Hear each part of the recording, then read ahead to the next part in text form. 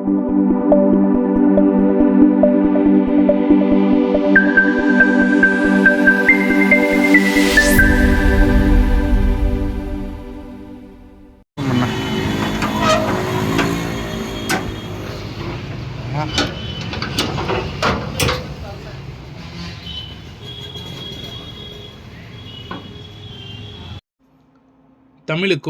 தமிழ் மக்களுக்கும் முதல் வணக்கம். நம்ம காப்பேடெக் சேனலில் இப்போ பார்க்க போகிற வீடியோ எதை பற்றினது அப்படின்னா, காஞ்சிபுரத்துலேருந்து நம்மளோட சப்ஸ்கிரைபர் நம்மகிட்ட மிஷின் பர்ச்சேஸ் பண்ணியிருக்காங்க. ஸோ அவங்க என்ன ரெக்யர்மெண்ட்டுக்கு மிஷின் எடுத்தாங்கன்னா, அவங்க ஒரு மெடிக்கல் ஏஜென்சிஸ் வச்சு ரன் பண்ணிகிட்ருக்காங்க. ஸோ அந்த இடத்துல அவங்களுடைய ஓன் பர்பஸ்க்காக இது வரைக்கும் 3 to 4 5ல் ஒரு ஆர்சி மிஷின் ரன் பண்ணிகிட்ருக்காங்க கெனானில்.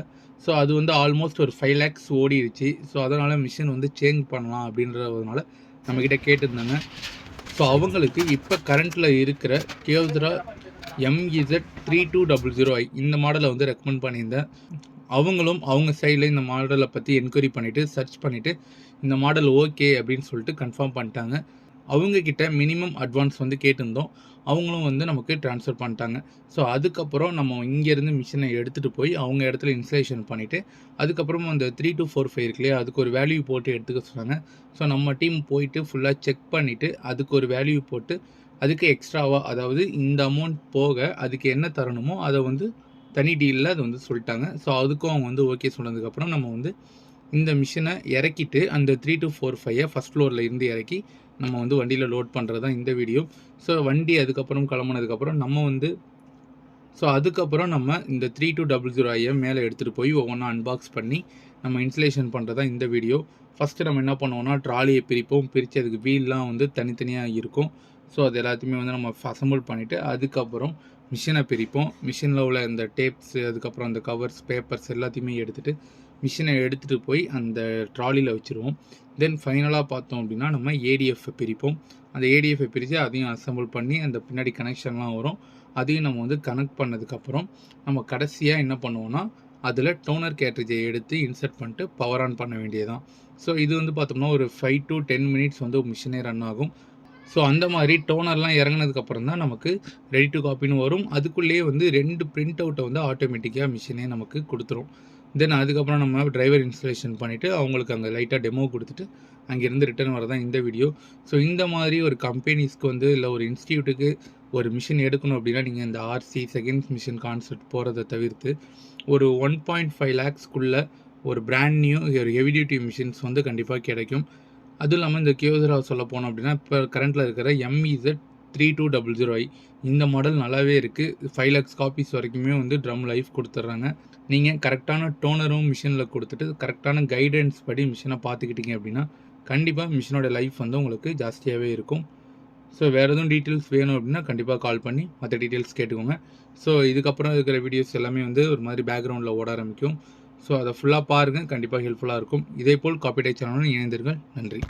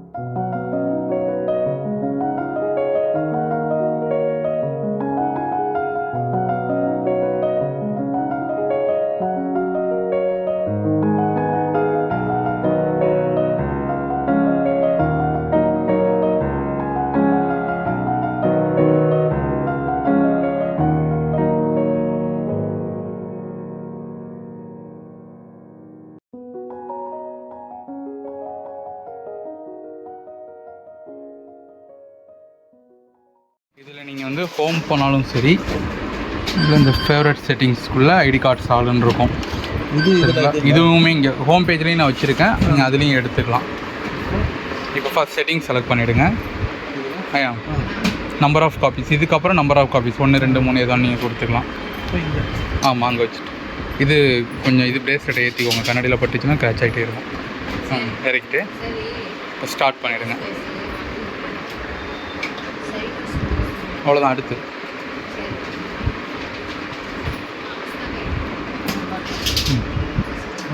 ஸ்டார்ட்.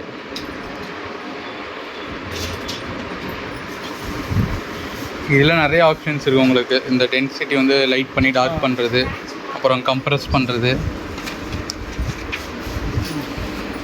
சரிங்களா? எல்லா ஆப்ஷனும் இதிலே வந்துடும். டென்சிட்டி குறைக்கிறது, இமேஜ் குவாலிட்டி போனீங்கன்னா இங்கே டென்சிட்டி அப்படின்ற மாதிரி ஒரு ஆப்ஷன் இருக்கும். அதில் போயிட்டு ஃப்ரண்ட் செட்டிங்காக எல்லாமே வச்சுருக்கோம். ஓனரோட இல்லை, ஈக்குவலாக தான் இருக்கும். இது ஈக்குவலாக தான் இருக்கும். நீங்கள் அதுக்கப்புறம் அது போடுற அந்த ஒரிஜினலை பொறுத்து தான். ரொம்ப நீங்கள் இப்போ ஃபோட்டோ ஸ்கேன் பண்ணுறதெல்லாம் நீங்கள் எடுத்து போட்டிங்கன்னா உங்களுக்கு நிறைய டோனர் சாப்பிடும். அது நம்மளுக்கு டெய்லி தான் பெரும்பாலும். ஓகேங்களா? இதில் நீங்கள் வந்து டெய்லி இப்போ கவுண்டர் நீங்கள் செக் பண்ணிக்கணும் அப்படின்னா இது இருக்குல்ல, ஸ்டேட்டஸ் ஜாப் கேன்சல், சரி, நம்ம 3 டாட்ஸ் இருக்குல்ல, 3 டாட்ஸு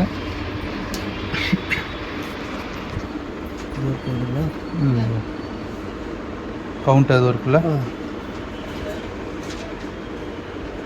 காப்பி இது வரைக்கும் 2, பிரிண்ட் எத்தனை பேருக்கு 2, டோட்டல் 4. இது டெய்லியும் நீங்கள் வந்து நோட் பண்ணி வச்சுக்கலாம். இது எப்படி வரணும்? பேக் இதுக்கு ரீசெட் பண்ணி க்ளோஸ். 3 டாட்ஸு அதில் கவுண்டர். ஓகே, சரிங்களா? இதை நீங்கள் வந்து ஒரு பேஜாகவும் எடுத்துக்கலாம். இது வேணும் அப்படின்னா இப்போ டெய்லியும் இப்போ இதை ஃபைல் பண்ணுறீங்கன்னா டேரெக்டாக பிரிண்ட் ஸ்டேட் கொடுத்தீங்கன்னா அது ஒரு பேஜாக வரும் உங்களுக்கு.